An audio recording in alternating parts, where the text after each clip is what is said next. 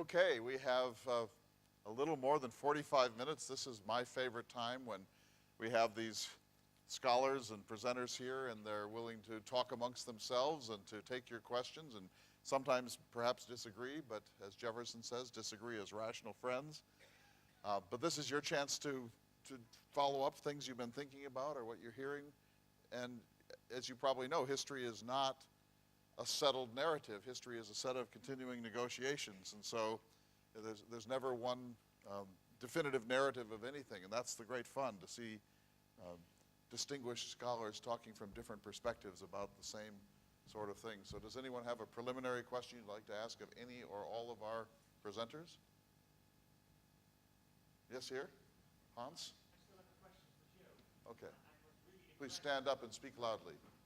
I have a question for Joe. I was really impressed by all the family members, all those that were involved in World War I. Do you think that just the name Roosevelt just opened all the doors for any specific action that they could do? They would just write a letter to the Ministry of War and said, okay, this is Roosevelt, let's do it? Or were they treated as any other civilian volunteer that tried the same thing? And the question is, obviously the Roosevelt children wanted to be involved, but how did it actually unfold, and what strings had to be pulled, if any? Please hold the microphone in front of about 4 inches from your face. Okay. I would say with the family, it's a little more. I would say it's 50-50. It's the name. If you have the last name Roosevelt, it is going to open some doors for you. That's the bottom line. But with that said, the children. There you are. The children did make their own way in life. Now, you were asking for what strings were pulled. I know that Dr. Lee Thompson talks about that in his book. Roosevelt did write a letter to Pershing asking that they go over with the American Expeditionary Force. But he did ask that they only go over as privates, where Pershing felt compelled to let them retain the ranks that they had earned at the Plattsburgh camps. And so on and so on. I think it's kind of a little bit of both. If I might comment, being a child of Theodore Roosevelt was definitely a double-edged sword. You were a child of privilege and it did open doors, but on the other hand, you had the tremendous responsibility of him being your father, and all the boys felt that, particularly Theodore Jr., who had the namesake. He felt it, I think, but they all felt it. And he made sure that they knew when they got over there that they were to be treated and to act like, in fact, they had to act better than everybody else. They were held to a higher standard than everybody else. They could have been staff officers. They could have been behind the lines, but they all knew, to please their father and themselves, because this is built into them over their lives. If they want to be in the trenches, they want to fight. They want to have their, golden hour out there fighting, just like their father did going up San Juan Hill. So it works. It cuts both ways, I suppose is what I want to say. And speaking of Kermit, I'm glad you mentioned that, he didn't go over with his brothers because he hadn't been trained. I've been at meetings like this where people have said, well, Kermit went to fight with the British to get him out of the meat grinder of the Western Front. And the absolute opposite is true. He hadn't got officer training, so he would have had to stay in the States for a year maybe and earn his stripes to go over and be an officer. So instead, talk about pulling strings, Roosevelt writes letters to his friends and the Prime Minister and the head of the Chief of Staff of the British Army, et cetera, and he gets him posted to Mesopotamia for the fighting there, which is actually interesting because he was in a mobile unit. They were called LAM units. They were armored Rolls Royces with turrets and machine guns flying through the desert. It's almost Lawrence of Arabia-ish. But this gives us a moment to talk about Plattsburgh. It keeps coming up, and maybe we should explain it a little bit, that because of the lack of official preparedness in the United States between 1914 and 1917, there was this mania that was building, and people like Roosevelt and many others wanted to create some form of training. Well, and I mentioned, Plattsburgh is a place on Lake Champlain. In New York, yeah. I mentioned this morning the preparedness movement sort of in passing because I was trying to cram a lot of things into 30 minutes. But Leonard Wood is really responsible for that. They had training bases, East Coast, West Coast.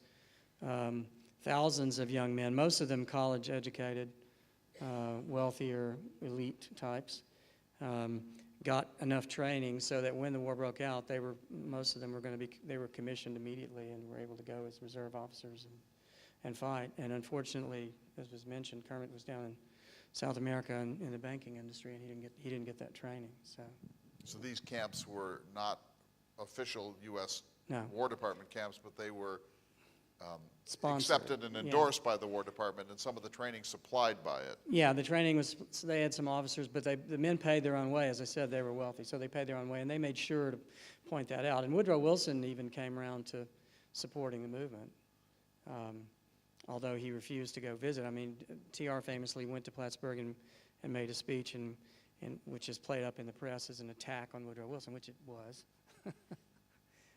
Again, something I didn't get a chance to mention because I wanted to talk about the U.S. in the war, once after April 1917 a little bit.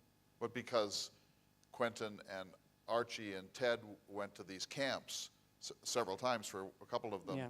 they had sufficient training that when the war came, they could move into the officer corps. Yes. But Kermit had been in South America, hadn't had that advantage, and Yeah. so TR helped him find another route. Yeah, and then he does transfer from Mesopotamia, as it was called then, and nowadays it's called Iraq, how things keep coming around again.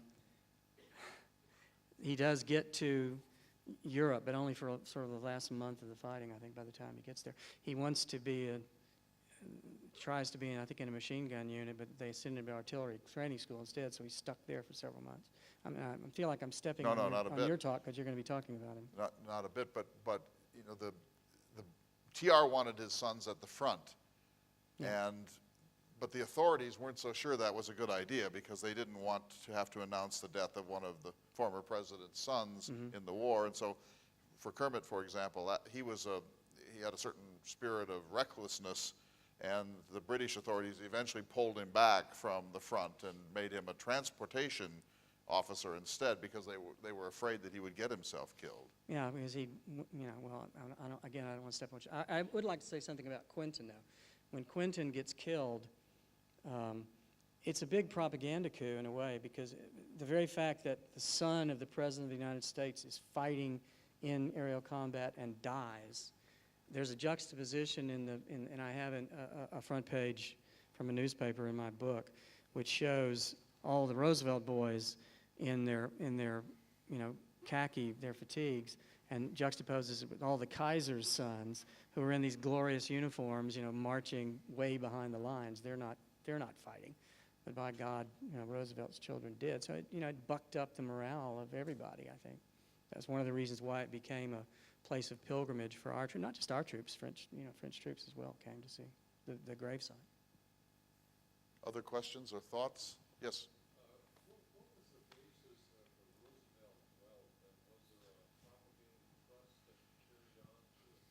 What was the basis of the Roosevelt family fortune? Well, Roosevelt Sr. made his money in glass manufacturing, I believe, quite a large sum. There were other investments as well, but he used a lot of his money. He endowed the American Museum of Natural History. There's the family. I don't think it was a cousin. Was a Roosevelt Hotel in Manhattan, the best hospital in Manhattan at the time. TR, I think he got something like $75,000 which was a large, if you figure what money is worth then and now, that was quite a bit of money, but he lost a third of it when his herd froze out here in the Dakotas. I mean, he had to write for a living. I mean, I'm thinking I'm going to do a book. Here's a little shameless plug. My next book is going to be about Roosevelt as a literary figure and a historian and a propagandist. He was like Winston Churchill, the point I'm getting to. Winston Churchill didn't have any money, and he had to write. He had to be a newspaper correspondent. He had to write books. And there have been a couple of books about Churchill that have come out in the last few years about him as a literary figure and historian. And I want to do the same thing with TR. But, TR had to worry about paying the bills. I mean, he was used to living in this sort of grand lifestyle, and it was something that was on his mind all the time. They were always talking about saving money and not doing this and not doing that because it would cost too much. Other questions? Yes, sir?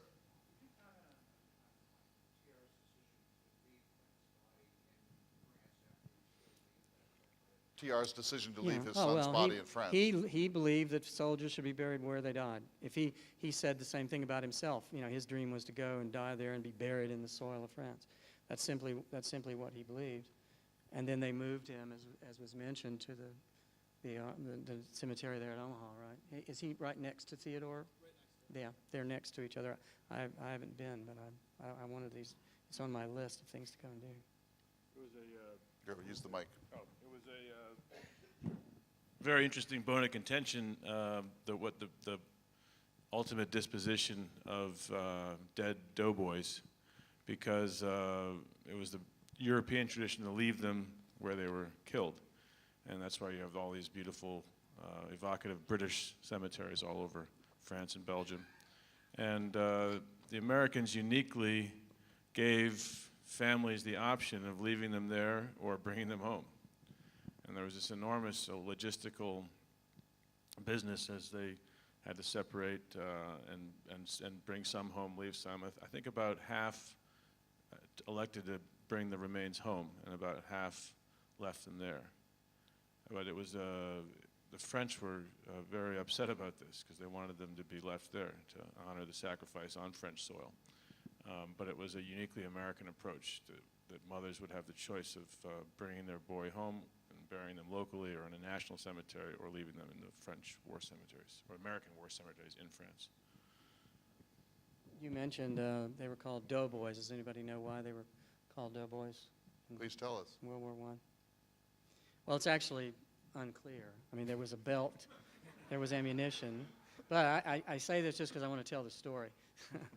My favorite story is that someone said, well, they called them Doughboys because they were the flower of the American Army. I heard it was because they were so big. Yeah. I mean, the European troops were so scrawny by the time the Americans arrived that they were just so big and well-fed that they were called doughboys. Yeah. But an interesting story about that, when my first job as professor was in Michigan, and there was in Detroit suburbs, and there was a Detroit high school called Pershing High School, and the mascot was Doughboys. And so I was watching on some local cable. I was just going through the channels, and they had a shot of the gym, and they were playing some basketball game. And it said a big banner, "Go Doughboys." So the next day in class, I asked my class, it was like a big survey class, how many people here went to Pershing? And like a dozen hands went up. And I said, how many of you know what a doughboy is? And not one of them. I said, how could you go 4 years to a high school and never ask, Yeah, well, what's the mascot? What is a doughboy? None of them knew. The nomenclature had been around for a while. In the Spanish-American War, they're calling them Doughboys. I mean, before the First World War, that's out there. So it's interesting. And flower is spelled F-L-O-U-R. So we have another point from Dr. Fritz that Adobe Dust from the Mexican War may have been truncated into doughboy. So in short, we don't know. Yeah. Yes. During his presidency, Theodore Roosevelt established the Civilian Marksmanship Program at Camp Perry. It survives today. It's at Camp Anniston in Alabama as well. It's a joint undertaking of the National Rifle Association and the United States Army. Did you find anything in the literature that decade of preparedness work with regards to civilian capability and abilities with the firearm? Civilian marksmanship. Did you find it? Related as well, there was a big controversy with the Scouts. Leonard Wood left the Board of Directors of the Boy Scouts of America when they briefly threatened to remove the rifle merit badge from their practice. Anything that Americans were more prepared because of the CMP or the Scouts? No, I didn't really run into any of that. In fact, when I was doing my research, I ran into a lot of Scout stuff, though, and which I would have liked to put in the book, but publishers always want you to cut. I was telling somebody my manuscript started at 250,000 words, and they said, well, 100,000 of those need to be gone. So a lot of the research went by So the you book. have those manuscript pages. Yeah. I hope have. you'll send them to the Theodore Roosevelt Center because we will digitize them. All right. I'm serious. Other questions? Yes.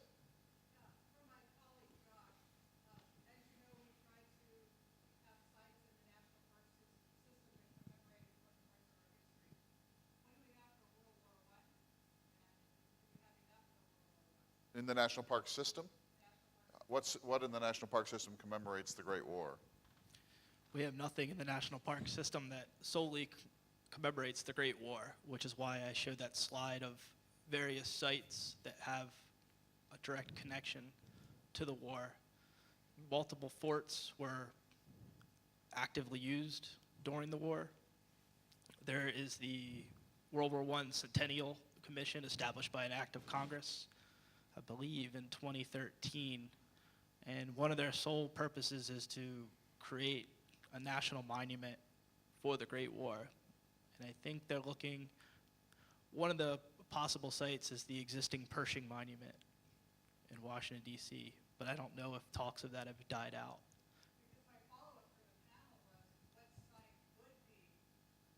What would be a good World War I site in America? Well, there is. Most people don't know this, but there actually is a National World War I museum in Kansas City, which is a very impressive place. They have an amazing collection of things, and when you walk in across the threshold to get in, they have below you on the floor red poppies, representations of red poppies of the in Flanders fields the poppies grow, row and row, red. It's just an amazing. But I didn't know it existed myself until a few years ago, and I got something in the mail about a symposium. So. In spite of all, I want to move it in a slightly different direction for a minute. In spite of all this interesting talk last night and this morning, I speak only for myself. I'm still a little uncertain about what this war was about. And so I want to ask you to talk about this.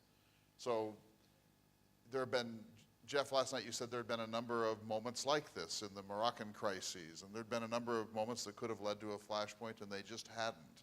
For whatever reason, the belligerents had backed away from this conflict. And then suddenly, in August of 1914, for a range of reasons, it tips over into what becomes the Great War. In the Great War, at the beginning, everyone thinks it's going to be a short war. People go off saying we'll be home by Christmas on all sides. It turns into the greatest bloodbath in human history up to that time. And it goes on endlessly. And when I was listening to you last night, Jeff, I thought, well, why didn't in 1915 or 1916 Britain and Germany and France just say, look, this is just now descending into complete savagery. It's not worth it. It can't possibly be worth it. Let's pull back. But they didn't. They bled Europe dry until finally the United States came in and made some difference in the wrap-up. But what was it really about, number one? And what did it resolve, if anything? What's its relationship to the Second War? And what's its legacy today in the Middle East and in the... I mean, I want us to talk about what this war meant, because it had to mean something, right? And I don't think we've really done this. Yeah. Well, if you have 45 minutes? Sure, go ahead. We have just that much. Well, I mean, as to how the war came about, which is an excellent question, and it's still unresolved. I mean, 100 years later, that is not resolved. We just had a book came out a year or two ago, The Sleepwalkers by Chris Clark, which was a bestseller, did tremendously well, and it was interesting because it completely kind of reshuffled the deck. Historians had essentially accepted the Fritz Fischer view, which dates from about 1961, which argued that the war was caused by the German aggression. The Germans wanted the war, the Germans planned the war. There's conversations where they say, we are going to instigate a war. I mean, it's cut and dried. And that they actually pushed the Austrians into the war, and they made the Austrians go to war. The Austrians were willing partners, but the Germans gave them the famous blank check in July of 1914 that made the war inevitable. This was the orthodoxy. Well, the orthodoxy was originally that it was just sort of a, you know, in the 20s and 30s, the orthodoxy was that it was just this sort of avalanche effect that, you know, one mobilization led to another, and it was nobody's fault, it was everybody's fault. But then Fischer made these discoveries in German archives, and, you know, really pinned, and he was a German, and it was this huge internal struggle in Germany as he was, you know, called a traitor, and he was sort of exiled from the academic establishment. But it stuck, and it was well grounded in fact. But then you have new wave in the 80s. A guy named James Joel writes a book that kind of spreads the blame around again. It's kind of like I said in my lecture, there were these overlapping, contending imperialisms, and they were all arming to the teeth. They all wanted to inherit colonies all over the globe. And the fact that the Germans said we want a war doesn't make them guilty. Just as like I might say, I want to kill somebody, but it doesn't mean I'm actually going to kill them, you know. And so I'm not guilty of murder by just having said that. And so now, you know, the Clark book sort of went back to this view that it's everybody's fault. So that again gets to the whole issue of the U.S. attitude toward the war. The U.S. attitude to the war didn't have the benefit of 100 years of scholarship, and so we were we were understandably confused about what it was all about. And all we did know was that it was a typical European war over prestige, over prizes, over the pecking order among the great powers. We were a nation of immigrants that had just escaped from these European prisons. The last thing we wanted to do was go over there and sort of work it out for them, put our lives and treasure at risk. And so, I look at a lot of this debate and putting TR into the debate as being kind of interesting because the debate was much bigger than Teddy Roosevelt. Teddy Roosevelt he definitely reflected a certain section of opinion, Eastern Republican opinion, that saw the U.S. as needing to punch at its proper weight class, needing to rearm, needing to intervene. But he was heavily outweighed by the vast majority of Americans who saw this as being not our fight at all, didn't want any part of it, and even when they went into it very reluctantly. And then, as I hinted at the end of my presentation last night, the legacy of the war seemed to sustain this skepticism. The Paris Peace Conference and the outcome there. And with Lee, I would take issue with, when you talked about the fact of being seated between Jesus Christ and Napoleon and how this would have gone on. I don't think that would have been the case had the war lasted in 1920. The French were literally out of men. They had charts, which I was looking at in Paris in March. I spent a couple of weeks in Paris. They called it the crisis of effectives, and they were looking at manpower. They were literally out of men. And literally the U.S. would have won the war, almost single-handedly. And then it would have completely changed the dynamic. But the problem was, as Lee rightly said, and as I mentioned last night, Wilson was not a good statesman in terms of working with other parties, working with his colleagues, working with other powers. He was a very inflexible, uncompromising guy, which is not what you needed in that situation. And also his health was so bad. And one of the great sort of what-ifs is, what if his health had been better? What if he hadn't stroked out? What if he had been much more lucid and more energetic? That would have been an interesting thing. But it was the abruptness of the war's end that left Britain and France and even Italy with a much stronger hand than they would have had otherwise. So hold there for a minute. And allowed the Paris Peace Conference to proceed the way it did, storing up so many problems for the future. So hold that thought. I'm going to come back to you in a minute. What's your read of what this war was about? Well, I'll make a couple of points. I agree with a lot that has been said, but I would tend to, I'm not a fan of Fritz Fischer particularly, although that's what they tried to feed us in graduate school. But I would give Germany, if you have to, we always like to assign blame to someone, right? I think you can take relativism that it's everybody's fault, it's nobody's fault a little bit too far. I think Germany was militarily aggressive. They built up their fleet. They scared the bejeebers out of, they scared the Entente powers into each other's arms. Roosevelt's foreign policy slogan, speak softly, carry a big stick, and you will go far. People forget about the speak softly part. He did speak softly when he was president. We weren't involved in major wars. If Germany and Wilhelm II had a slogan, it would have been speak loudly and you will scare old enemies into each other's arms. The British and French had hated each other for 1,000 years. And because they're more afraid of Germany, they are making military plans, 1906, about the BEF after the Agadir crisis, about protecting the coasts of France with their fleet. They're going to be drug into the war because of this fear, this paranoia, whether it was real or not. There were plans. The Germans did realize they felt their effectiveness was at its height in the summer of 1914. They were worried about Russia and France only getting stronger. Germany had been created by war, a series of them, with Denmark, with Austria, with France. War was, diplomacy by another means. So even if they never would have carried it out, people feared. Fear is important. That's a motivating factor. And also prestige. And you mentioned why didn't they just quit after 1915, 1916? Because their prestige was on the line, because they'd spent too much money, because they'd bled. If these governments made peace, I think they feared, they'd fall. I mean, there's political implications to all this stuff. I mean, before the war, there's these crises that have been mentioned in all of these countries. They see this as a boon. The Asquith government in Britain would almost certainly have fallen. There might have been civil war because of the Irish Home Rule crisis, which was going on. Women were marching up and down and chaining themselves to the railings of Buckingham Palace. The trades unions, the transportation unions are going out and, they're fearful of a general strike. This was seen as a kind of curative, and then the short war illusion, as I mentioned earlier, it's not short, and it keeps going, and then all their prestige is on the line. Their prestige was on the line at the beginning of the war as well. So, as has been mentioned, there's a sort of critical mass of stuff which is built up, really going back to 1908, I think, in my view, when Austria takes Bosnia. This goes back to A.G.P. Taylor and, historians of some time ago that I happen to agree with, that, this was, a war was going to happen, and and many of them believed it'd be a good thing. Let's clear our sinuses. Same thing TR said about Venezuela in 1895. Let's have a nice war with the British. It'll clear our sinuses. So what if they attack? They bombard our East Coast cities. We can take Canada.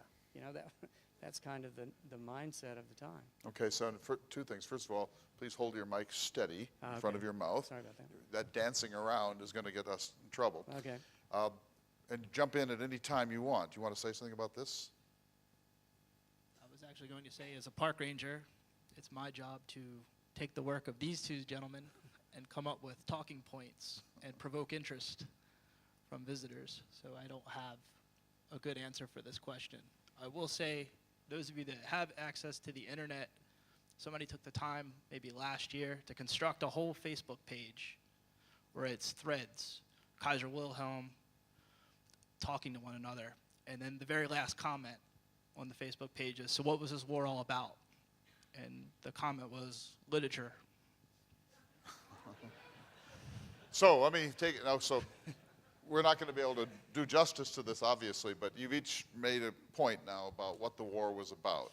Now I want to go to what the war resolved, if anything. So I hear you loud and clear. In a certain sense, the war ended too soon to allow the United States to win so effectively that it could dictate its high-minded terms for the future of Europe. But it ended when it ended.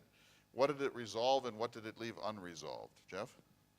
Well, I think it's also prejudging to say high-minded. I mean, what does that mean, high-minded? The United States, I think, had a very hard-nosed view of it in the sense of saying, we are not going to put our lives at risk, our money at risk, in a venture that benefits European great powers and their colonial dreams.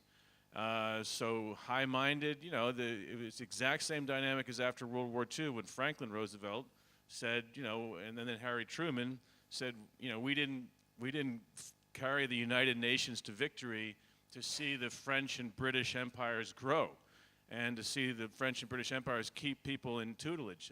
No, we carried this coalition to victory to create a new world order that will more properly reflect American values. Now, you can argue that we haven't done a great job, but I would say we've probably done as good a job as the British or French would have done, And so the same dynamic was at work in 1918. Woodrow Wilson, and again, as I look to his health, I mean, we can't really speak of Woodrow Wilson in the sense of a healthy, thoughtful, hard-working Woodrow Wilson that we should have had, was saying, that this war has to be about something. It has to be reflective of American values and American interests. And so high-minded, no, he just wanted to insist that the borders of Europe be secured in such a way that this continual wrangling between great powers wouldn't resume, and that the colonial positions of these powers would be either weakened, broken up, transitioned to something that would be more reflectively of American values about freedom and national self-determination. So I think we often, this business, you used the word effeminate in regard to Woodrow Wilson. You read the latest biography of him by Scott Berg. It's a bit of a doorstop. But the interesting thing about that biography is Berg says this guy was not effeminate at all. I mean, the letters he wrote to his wife were incredibly erotic and sexual, and he was just this really red-blooded guy. So it's almost like the Teddy Roosevelt lobby has made Wilson out to be this effeminate guy that apparently he wasn't. I mean, I didn't know him. I'm old, but not that old. But I think so. I often think that there's a little bit of jujitsu going on there. If we were just look at him as an American statesman and what he was trying to achieve with what he had, I think he had a very intelligent agenda. And so let me just quickly ask you, you said last night that because the Germans were fractured by the war and the German ethnic populations were scattered in other states, that this was the seed of trouble in the future. What's unresolved at the end of the war?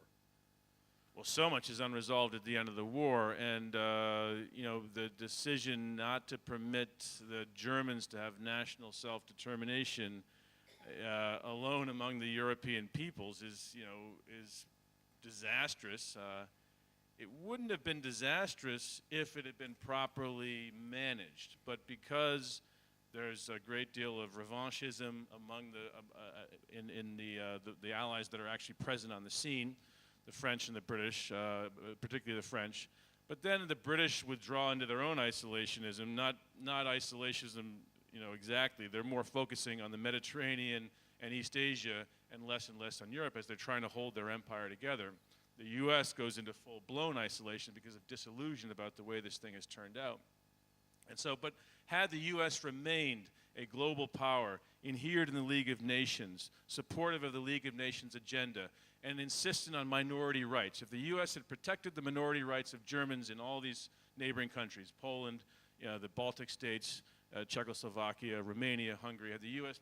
had been a powerful factor there and insisted on the observance of these rights, and had the League of Nations been empowered to insist on these minority rights, and if had the Germans been restrained by a real U.S. presence in Europe after the war, well, then history might have been different. It wasn't. You can see why they kept the Germans out of Germany, because it would have been fatuous to reward Germany after the war with the Austrian Republic, with the Sudetenland, with West Prussia and Pomerania, and with large tracts of the Baltic states. They would have actually gotten bigger after a war that they had lost. So you can see why the peacemakers were very leery about letting them gather in all these Germans. But there was also a way to manage that situation short of Hitler and World War II. Lee, what was resolved and what was unresolved? Well, let me say a couple things along those lines. I think the British came in really because it was in their strategic interest not to have Germany dominate the continent of Europe. I mean, this goes back to Napoleonic times and tenets of British foreign policy. And at the end of the war, I think it was also good for the United States not to have Germany dominate the continent of Europe, which she would have done if she. I mean, we've got to remember Germany won the war in the East.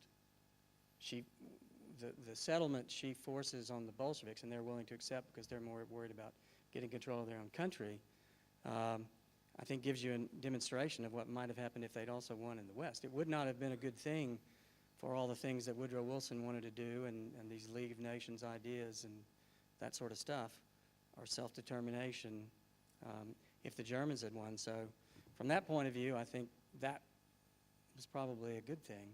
On the other hand, we have this incredible legacy because of reparations, because of the lack of cooperation of the Versailles Treaty has been hit over the head, but let's face it, these people have a large task. They are redrawing the maps of the world. They're trying to make peace after this awful, awful war, which has been going on for year after year after year. Probably they did about as good a job, I think, as human beings sitting in a room together, compromising, maybe could have done from one point of view anyway. But they lacked the will afterwards to keep the peace. The French want to keep their boot on the throat of Germany. The British want to go back and be a trading company. They're not interested in enforcing the very treaty which they force on the Germans. And then they redraw the map of the world, and as we know, we're living with the consequences of that in Iraq. They did not care when they drew those lines that there were Kurds in the north and Sunni and Shia Muslims, and this was a witch's brew that the British had to deal with. I don't know if this sounds familiar, but the British sent in 100,000 troops after World War I to put down what was going on in Iraq. They took several thousand casualties. this is something that's, has been repeated recently. But, and the United States refuses to take a leading role. We refuse to take any mandates. For example, after the war, these territories were divided up into what's called League of Nations mandates. And The Middle East. And The Ottoman in Africa, Empire. and all the stuff that was redistributed was more or less officially League of Nations mandates. Of course, the Japanese are going to get things in the North Pacific, and then they're going to leave the League of Nations and just say, well, thanks for those little gifts, those parting gifts. We appreciate that. And all the other imperial powers were imperial powers. They treated they treated these mandates as as though they were parts of their old empires. People said to the United States, why don't you take let's create an Armenian state. These poor people, there's been this genocide going on there. And we even refused to do that, although there was a lot of sympathy, I think, in the United States for the poor Armenians. So, the legacy of what war has ended, which had a wonderful legacy after, maybe World War II with the United Nations. We create the United Nations after World War II, and that hasn't exactly been perfect either. I mean, there continue to be problems, and we are now the police of the world and have been, and I don't know quite what to say about that. I want to move it back to Roosevelt. This is the Theodore Roosevelt Center, and this is our annual Theodore Roosevelt Symposium. And we don't want to obsess on our man, but we do tend to do that. And so there's an unresolved question amongst the three of you, and that is, how should we place Roosevelt in this world conflict? He clearly had a lot to say, and he exerted his mighty energies for preparedness and for entry into the war, etc. But I hear you saying he was a nuisance and not particularly important in this debate, that it's a much, much bigger thing than Roosevelt can contain. I hear you giving Roosevelt a little more centrality in this. Is Roosevelt a distorting lens or a clarifying lens when we talk about the Great War? You start, Jeff. Well, I mean, I was doing this when I was working in Paris. There's a thing called the Fonds Clemenceau. It's all of Georges Clemenceau's papers, and Roosevelt was writing from his office in New York, writing regular letters to Clemenceau. But what really came through in these letters was his relative powerlessness to move the needle at all. He was more just complaining about U.S. policy. He was criticizing the president, but in a discreet and gentle way, nothing that would be interpreted as lèse majesté. He wrote a lot of letters about Hearst and Hearst newspapers and Hearst's Germanophilia and how he deplored that. But it struck me reading those letters that he really didn't have any real power other than the bully pulpit. And that was increasingly denied him because of the size, the scale of the war, and the power of the presidency. So, I think he's an interesting voice, and he's very reflective of a certain current of opinion. But he's to my mind, lost in this much bigger sea of events. And so I think he's an interesting character, but by no means a decisive one. I would say what I said earlier. Obviously, he's not president of the United States. He doesn't have the power of the government behind him in propaganda, as does Woodrow Wilson, but he does, I think, move the needle. He is, his voice forces, in his preparedness movement, forces Wilson to at least come around to this idea of reasonable preparedness, even though it's political maneuvering, the stuff which they pass in the summer of 1916 in many ways. As I said, I think it does put in place preconditions so that when we come into the war, we can do more than we did. Plus his volunteer force making more or less Wilson move towards sending troops immediately, whereas we would have held back, I think, as the British did at the first part of the war, just using our fleet and as we did, and using our economic power. And in your talk, I was glad to hear you last night talking about the financial power and the economics. Woodrow Wilson did know very well that, we had them, and they were going to go back. I mean, the British and the French would have gone bankrupt, and it's probably in the summer of 1917. We make them extra emergency loans. So sure, Woodrow Wilson has, being president, has a lot more power. But politically, by 1918, before that, Roosevelt is the head of the Republican Party, the opposition party. In November 1918, they win the Congress. If he'd lived, he would have been a strong voice. And Henry Cabot Lodge picks up the gauntlet and baton, however you want to say it, and goes forward to defeat the Versailles Treaty and the League of Nations. But he had made a comeback. I mean, he was a voice in the wilderness. 1914, 1915, into 1916. He was out there. He knew he was unpopular. He didn't care. He was going to keep hammering away. But then, I think by the end of the war, he does regain some power. He just wishes he'd been president, unfortunately. Joshua. As I was saying earlier, this was captured really well in Patricia O'Toole's book, When Trumpets Call. And it was a tough time for him. And there's a couple examples of letters where he had written, lovingly, your unimportant father, Theodore Roosevelt, because he wanted to be in the war. And he knew that the mood had changed when he didn't get the nomination in 1916 for the Republican Party to run for president. He had said that the mood of the American people has changed. And I think one of the great what-ifs, if he did get into the fight, if those 4 divisions were approved by Wilson,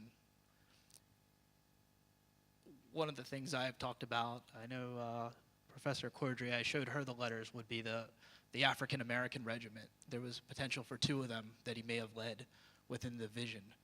So how things would have changed for race relations in that regard, because Sagamore Hill, and I think the center now, has a whole slew of letters from interested African Americans who wanted to have Theodore Roosevelt lead them in the battle. I want a really quick answer. Can I just say one Yeah, thing please.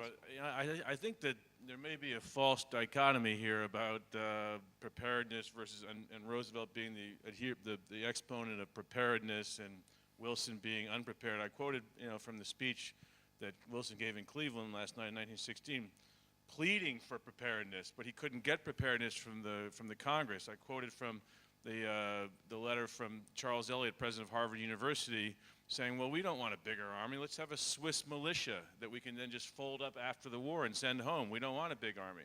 And then if you look at the way the actual army was, one of the things that took so long is they didn't know how to expand the U.S. Army. When they were arguing 15, 16, 17, do we make a big National Guard and then meld it with the small regulars, or do we beef up the regulars? But they didn't want to beef up the regulars because of all the costs and the pensions and everything else. They wanted something they could just kind of inflate and then deflate after the war.